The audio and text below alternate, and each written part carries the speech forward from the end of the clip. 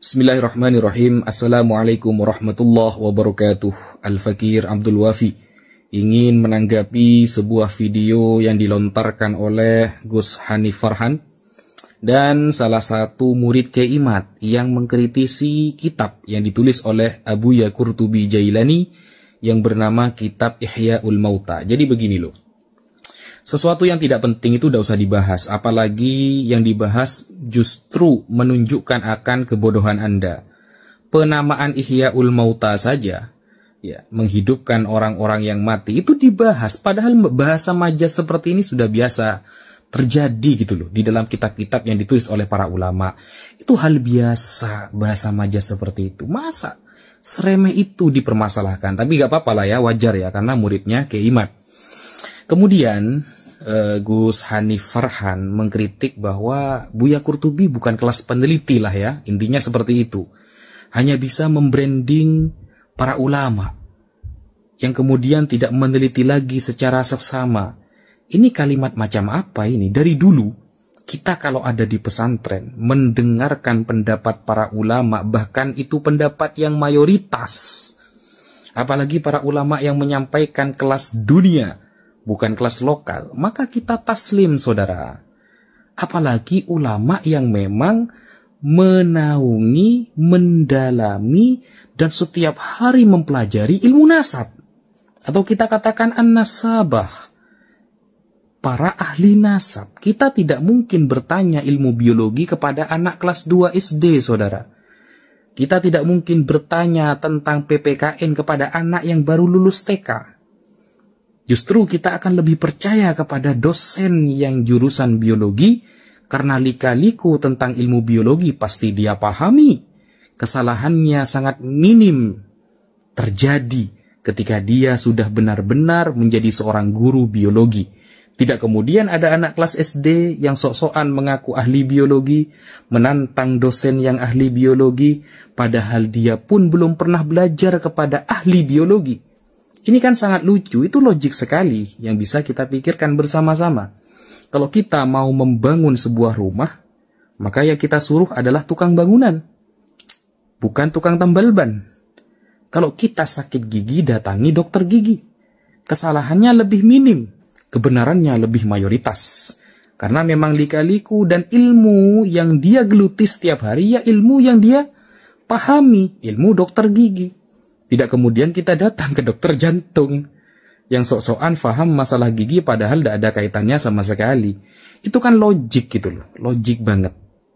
Sehingga di dalam kitab Al-Wad'u fin Nasab yang sering dipakai oleh Kiai Imad, lalu Kiai Imad dengan mengatakan secara tegas ya, orang yang diam masalah kepalsuan nasab ini fayakunu ahadal kadzibin. Mereka adalah salah satu dari orang-orang yang berbohong ya, yang berbohong ya. Jadi semuanya dianggap berbohong. Kalau orang-orang ini diam, jadi harus dan tidak boleh taklid ba'da zuhuril hujjah, kata dia ya. Setelah adanya hujjah, dalil, haram taklid kepada para ulama. Ini pendapat apa ini? Ini ngawur. Ini ya, saya sampaikan bahwa di dalam kitab Al-Wad'u fin Nasab, coba baca sampai hatam. Di sana ada Al-Martabah Ats-Tsalitsah, derajat ketiga, yang di sana disebutkan ada nasibun hawin ghairu mutakhassis. Ada orang yang belajar nasabnya itu amatiran, memahami nasabnya itu amatiran, tidak pernah takhusus, tidak pernah tercatat punya guru nasab, kemudian tidak pernah tercatat fiqh oleh para ulama, lalu sok-sokan menantang orang yang sudah ahli nasab. Samalah seperti anak SD yang bahas biologi tadi. Lalu sok-sokan menantang dosen yang ahli biologi. Itu kan gak keren sama sekali. Itu malah lucu. Begitu. Dan kemudian ketika Gus Hanif Farhan mengatakan bahwa Buya Qurtubi telah menjustifikasi, mengklaim Kiai Imad sebagai at-ta'in, sang pencela nasab. Nah, ini bukan klaim, ini adalah kebenaran, Gus. Kita buktikan, Gus ya. Pertama, Rasulullah SAW bersabda, "Ithnatani fin nasi huma bihim kufrun." Ada dua perkara yang memang diwanti-wanti oleh Rasulullah. Kalau melakukan dua perkara itu bisa kafir. Yang pertama adalah at-ta'nu fin nasab, menghina nasab, mencela nasab. Yang kedua an-niyahah 'alal mayyit, meratapi mayat. Yang kedua, hadis riwayat Imam Muslim. Nah, kemudian ketika kita membaca di dalam kitab At-Taisir bi Syarhi Jami'is Shaghir, juz 1 halaman 33 contohnya ya, mengenai at-ta'nu fil ansab, tentang penghinaan sebuah nasab. Di sana diterangkan ay al-wuqu' fi a'radin nas binahwi qadah fi nasabin thabata fi zahiri syar'i. Jadi maksud dari mencela nasab ialah berarti menyerang kehormatan orang lain dengan cara mencela nasab garis keturunan yang telah ditetapkan secara zahir oleh syariat. Jadi kalau sudah secara zahir oleh syariat sudah ditetapkan bahwa nasab si fulan sahih kepada Rasulullah, lalu dia mencela, mengatakan bahwa dia bukan keturunan Rasulullah, maka dia adalah at-ta'in. Dia adalah sang pencela nasab sesuai yang disampaikan oleh Rasulullah dalam hadis barusan. Dan juga dikuatkan di dalam kitab Faidul Qadir, juz 1 halaman 462. Di sana dikatakan at-ta'nu fil ansab ayil wuqu' fiha binahwi dzam wa 'aib bi ayyaqadah fi nasabi ahadin minan nas fayaqulu laysa huwa min dzurriyyati fulan wa dzalika haram wa dzalika yahrumu li'annahu hujumun 'alal ghaibi wa dukhulun fi ma la ya'ni wal ansab la tu'rafu illa min ahliha. Jadi mencela nasab yaitu mencela dan menghina keturunan seseorang dengan mengatakan bahwa dia bukan dari keturunan si fulan, habaib bukan keturunan Rasulullah. Hal ini diharamkan. Kenapa? Karena itu merupakan tindakan yang menyerang terhadap hal yang gaib dan memasuki urusan orang lain yang gak ada kaitannya. Jadi itu perkataan Al-Imam Al-Munawi dalam Faidul Qadir. Maka dari itu qala Ibnu Arabi. Ibnu Arabi mengatakan wa hadza amrun yansha'u minan nafasah fi annahu la yuridu an yara ahadan kamilan wa dzalika linuqsanihi fi nafsihi. Jadi nasab itu hanya diketahui oleh ahlinya. Nasab itu hanya diketahui oleh ahli nasab. Yang gak pernah belajar nasab, gak pernah punya guru nasab, gak usah sok-sokan jadi ahli nasab. Seperti anak kelas TK mau membahas kitab Fathul Qorib, Fathul Mu'in. Ini kan lucu saudara, gitu loh. Nah, kenapa Ibnu Arabi ini berkata begini? Ini adalah perkara yang timbul dari sifat dengki, kata Imam Ibnu Arabi. Karena seseorang tidak ingin melihat orang lain sempurna. Dan itu karena kekurangannya sendiri. Jadi orang ya yang suka mengatakan dia bukan keturunan Rasulullah, dia bukan keturunan fulan. Padahal secara zahirnya syariat, para ulama banyak yang menetapkan bahwa Sadah Ba'alawi keturunan Rasulullah. Orang yang seperti ini, kata Ibnu Arabi, adalah orang yang hasud. Orang yang hasad, dengki, iri melihat orang lain lebih sempurna daripada dia. Iri melihat para habaib jamaahnya lebih banyak daripada dia. Iri ketika habaib lebih dihormati daripada dia, saudara. Itu hal yang penyakit hati itu.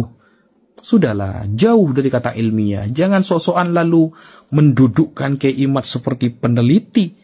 Kitab Kiai Imad itu dari yang paling kecil sampai yang paling besar dalilnya cuma satu. Apa? La yadhkuru, la yadhkuru, la yadhkuru, la yadhkuru. Gak disebutkan. Sejak kapan la yadhkuru itu bisa menjadi istidlal? Apa bedanya sama orang-orang Wahabi? Tidak ada di zaman Nabi berarti bid'ah, dolalah. Tidak ada di zaman sahabat berarti bid'ah, dolalah, haram, finnar. Kan apa bedanya sama orang-orang Wahabi kalau seperti itu? La yadhkuru, tidak disebutkan, berarti dia bukan anaknya dia. Fulan bukan anaknya Fulan, karena tidak disebutkan. Ini dalil macam apa ini? Ada tadi Basul Masail kayak gitu dalil itu. Ngajinya di mana sih? Gitu loh. Bahkan di dalam kitab Al-Kafi Al-Muntakhab halaman 87 yang dimaksud dengan mencela, menghina, memaki nasab orang lain, wa huwa at-ta'nu fi nasabin muayyanin ma'a tawdihi sababit ta'ni. Misal, nasabu fulanin ila allan batilun alimna li'annana ma'alimna fi waladi allan ibnan ismuhu fulan au qawluhum nasabu bani fulan ila alil bait batil li'annahum lam yashtahiru bih bal ishtaharu binasabin akhar. Jadi ini kan contoh kan, ini persis dengan apa yang disampaikan oleh Ki Imad, yaitu mencela nasab tertentu dengan memberikan alasan untuk celaan tersebut. Contoh, nasab si Fulan kepada si Allan adalah batil, nasab Habaib Ba'alawi batil, karena kita tidak mengetahui bahwa di antara keturunan si Allan ada anak yang bernama si Fulan.